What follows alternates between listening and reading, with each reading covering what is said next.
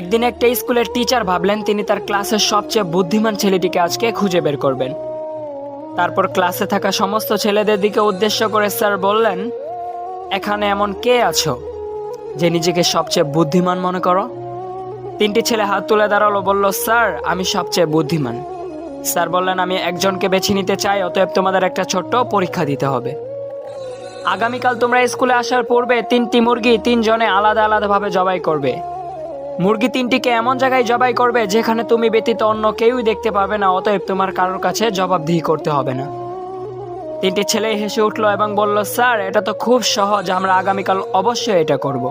পরের দিন ক্লাসে 3টি ছেলেই উপস্থিত হলো। নাম্বার 1 উঠে দাঁড়ালো, বলল, স্যার আমি মুরগিটিকে আমার বন্ধু রুমে জবাই করেছি, যেখান থেকে আমাকে কেউই দেখতে পায়নি, অতএব আমার কারোর কাছে জবাবদিহি করতে হবে না।